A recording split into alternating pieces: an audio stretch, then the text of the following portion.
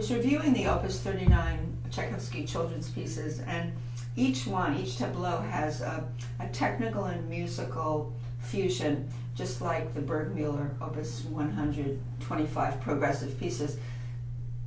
The Tchaikovsky, I was looking at this particular waltz, and it's very interesting because it has different sections, and it has a redundant waltz bass line. Now, the bass line, the suggested slurring of the bass line by this particular editor makes sense to me. The slurring meaning the first two beats you slur together instead of um-pa-pa being all staccato. This is a very nice romantic era, late romantic era kind of phrasing for a waltz. 1, 2, light, 1, 2, light, 1, 2, light, 1, 2, light, 1, 2, light, 1, 2, light, 1, 2, light, 1, 2, light, pedal and off. You want to make sure they're not exactly staccato on those third beats, but just press lift and a lighter arm as you get to the third beat. The other thing is when you see modulations, which he has, or secondary dominants we call them, and that might just be in a sequential sense where you have two measures of dominant of F minor and then the next two dominant of E flat major, and he does that here. But that suggests leaning into a sudden modulation or a fleshing out of F minor for that particular measure. So that, you don't even have to have a dynamic to tell you that. That tells you to lean on that. And see, here's the lean on the dominant of F minor, now less on the dominant of E flat major. And that's how you become a more poetic player, so everything doesn't sound the same. Now the interesting thing about this melody is the composer has accents. I'm not sure he wants you to poke those notes that he's accenting, or it would really be kind of jarring to a very lyrical waltz. I think he wants you to lean, and these happen to come on off beats, so you get the syncopated leaning on the syncopated beat on the off beat. So he has a rest on the first beat, and then he has the syncopations on the second beat largely. So if you think 1, lean, lean, lean. If you notice, when I go into those syncopated notes, I'm not using a stiff wrist and I'm not using a stiff finger, so that I get, as if I were playing the violin, I could, emphasize on the draw of the bow, a little articulated bow, but I won't smack the bow down. The right hand is like the bow of a violin. So I kind of roll into this.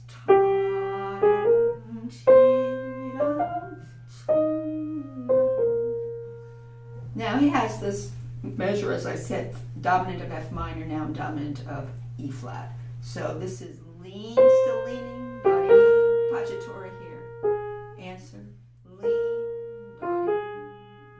So you also have a built-in appoggiatura there, which is this, where he does this.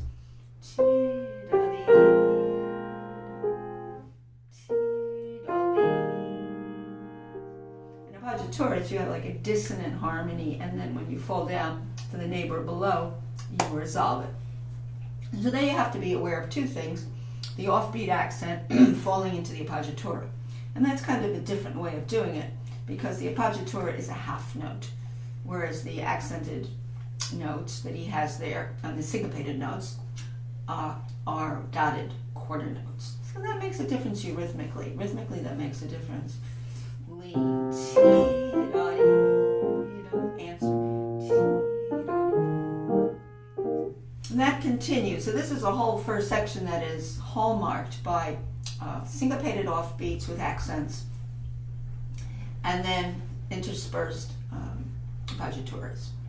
And that's basically that. And also you should know keys. If there's any kind of modulation, you should be aware of it. Now there is a modulation into G minor on this page as well. Let's see where that is. Here. So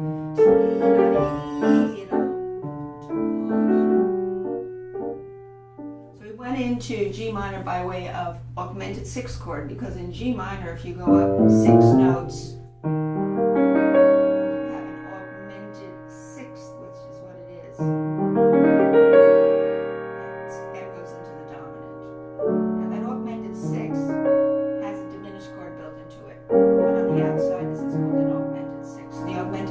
chord plus this diminished body of it falls into the dominant of G minor. So that is both a diminished chord and an augmented 6 built into itself. So on this page you have 2 modulations, and brief ones. You have the dominant of F minor earlier on the second line, and now you have the dominant of G minor led in by a augmented 6 chord to a dominant of G minor. You should be aware of those little twinges of harmonic changes that make you respond to them. Now the next section is lots of fun because he is abandoning this idea of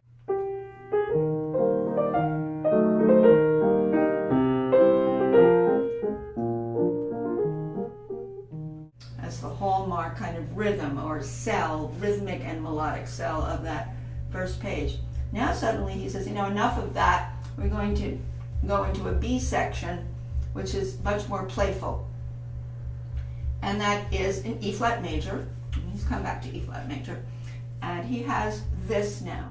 Da da ba ba. Then he comes back. But then he has this playful little passage.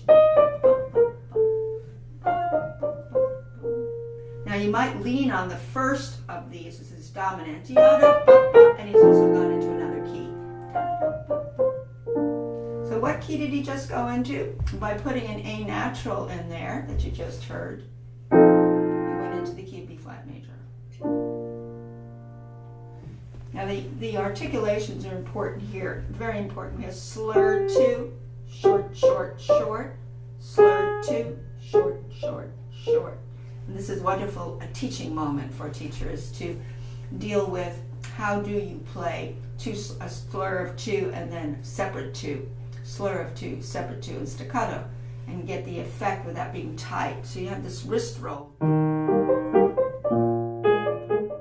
Wrist forward, wrist forward, wrist forward. Otherwise you get these crashing last notes, and really it's sort of fading away, isn't it, in terms of rhythm. You have up. Now it comes back to this. Playful. First one more, less. Makes sense, dominant tonic. Now, so he's going interspersing the key of E flat with the key of B flat. And the key of B flat happens to be the dominant key of E flat, so we're not too far away from E flat. Now he keeps coming back to that opening motif. And again, interspersed with the playful that. You really have to have a very loose wrist for this so it doesn't get tight. You have to kind of trade off the motif of this, which is rolled, rolling, now up, that way. Accent, then, wonder if he has staccatos on there. He does, he wants. The 2 chord, this is the 5 chord to the 1. This is 2 chord, 5, 1. So that's a cadence in E flat major. Again, go bouncing back and forth between B flat major and E flat major. So this is a little bit more, a little crescendo there and fade away. So that's section B. We're over with section B, which interspersed this little playful motif with the opening idea. Now this is completely different what's coming now. It goes into now C minor. And C minor would be the 6th chord of E flat major. But it's C minor. And now he has this redundant, for the first time we're pretty much letting go of this waltz business, the umpapa basically. And we have just redundant 5ths in C minor. Now I would not play it too much like a soldier marching in formation or a marching band, because we still have late romantic Tchaikovsky in mind here. In the right hand, he has a lot of accents. So here's what he's doing in the right hand. It's very interesting. Accents on these notes. Soft second tone.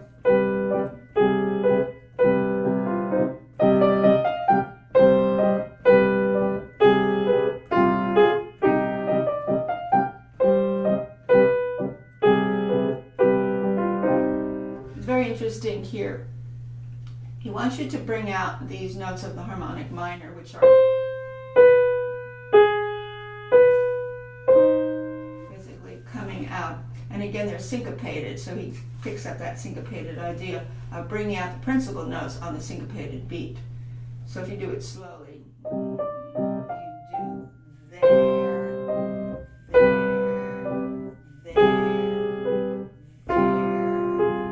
less. Second time softer.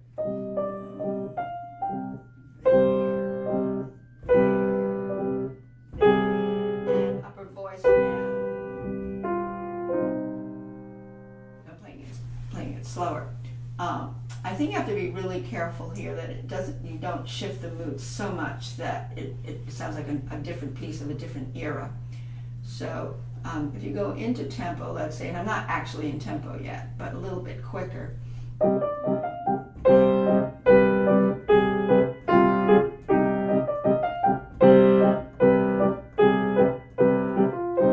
think that's enough, but without really suddenly, having an outburst in the middle of the piece, but just, following the supple wrist and the accents that become leaning notes.